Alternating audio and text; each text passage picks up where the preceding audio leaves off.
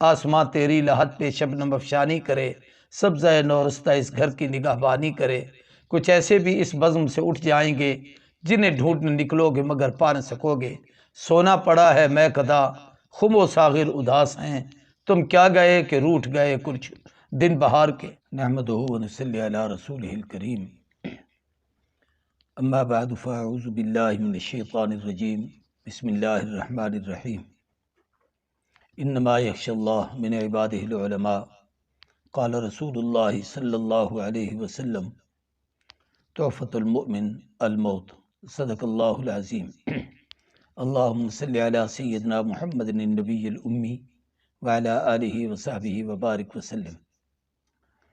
آج 18 نومبر بروز جمعۃ المبارک، ابھی شام کو 9 بجے کے بعد میڈیا پر یہ خبر آئی ہے کہ پاکستان کے عظیم عالم دین فقیہ العصر حضرت اقدس حضرت مولانا مفتی محمد رفیع عثمانی دامت برکاتہم العالیہ، جنہیں اب تک ہم کہتے تھے، وہ ایک طویل عرصہ علالت کے بعد اللہ تبارک و تعالیٰ کے حضور رخت سفر باندھ لیا ہے اور ہم سب کو داغ مفارقت دے گئے ہیں۔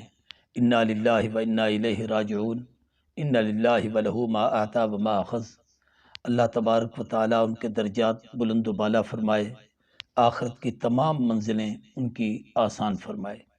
حضرت مفتی صاحب رحمۃ اللہ تعالیٰ علیہ پاکستان کے عظیم ترین جید عالم دین تھے۔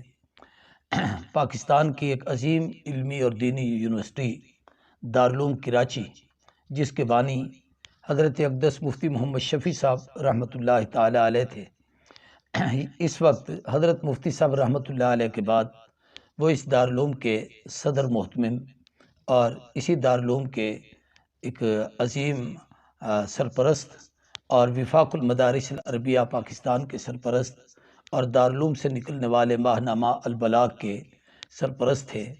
عظیم عالم دین تھے، بہت بڑے صاحب قلم آدمی تھے، انتہائی سنجیدہ طبیعت تھے اور ہمیشہ اپنے اکابر و اسلاف کے روایات کے امین رہے اور اسی پر کاربند رہے۔ حضرت مفتی محمد شفیع رحمہ اللہ ہمارے اکابرین میں ایک ایسے عالم دین ہیں کہ جن کی ساری اولاد اللہ کے فضل و کرم سے قرآن و سنت اور علوم دین اور دینی اور دنیاوی علمی اور عملی زندگی میں کمال رکھنے والے ہیں۔ حضرت مولانا مفتی محمد تقی عثمانی دامت برکاتہم العالیہ مولانا مفتی محمد رفیع صاحب کے چھوٹے بھائی ہیں۔ اللہ تبارک و تعالیٰ نے ان کو بھی ایک بڑا مقام دیا ہے۔ حضرت مفتی محمد رفیع صاحب رحمہ اللہ نے ان سے بہت بڑا کام لیا۔ ان کو زندگی میں یقیناً ہر آدمی بڑی آزمائشوں سے گزرتا ہے۔ 22 فروری کو بلکہ 27 فروری کو اسی سال ان کے صاحبزادے حضرت مولانا اشرف مفتی اشرف محمود صاحب داغ مفارقت دے گئے۔ ایک عظیم باپ اور ضعیف العمری کے عالم میں اس باپ کو اپنے اس جوان سال بیٹے کی جدائی کا صدمہ ان کے لیے ایک بہت بڑا صدمہ تھا۔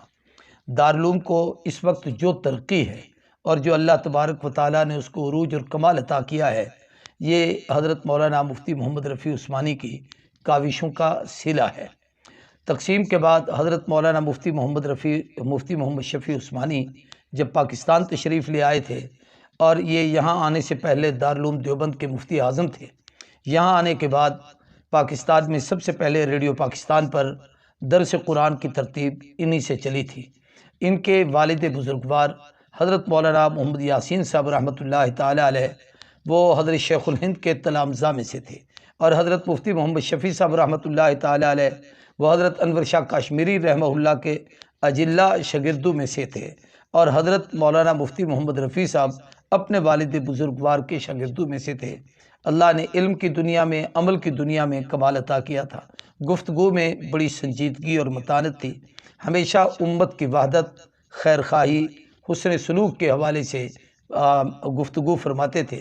وطن عزیز پاکستان سے کمال درجے کی محبت تھی، اور وطن کے خلاف اور افواج پاکستان کے خلاف اور اپنے ملک کے حوالے سے کبھی کوئی ایسی بات نہ سنتے تھے نہ برداشت کرتے تھے جس سے وطن کی ساکھ کو، ملک اور ملت کی ساکھ کو کوئی نقصان پہنچے۔ حضرت مفتی صاحب نے پوری زندگی قرآن و سنت کی خدمت کی ہے، درس و تدریس کے میدان میں لگے رہے ہیں۔ اللہ تبارک و تعالیٰ نے انہیں اپنے قرب عطا کیا ہے، اللہ ان کے درجات بلند فرمائے۔ اس وقت ان کے پسماندگار میں ان کے اپنے اعزاء، اقرباء، رشتہ دار، ان کے خاندان اور ان کے چھوٹے بھائی حضرت مولانا مفتی محمد تقی عثمانی اور ان کے علاوہ ہزاروں مریدین، متعلقین، ہزاروں کی تعداد میں ان کے تلامذہ دنیا میں موجود ہیں، اور جو جہاں ہے میرے نزدیک وہ ان کا صدقہ جاریہ ہے۔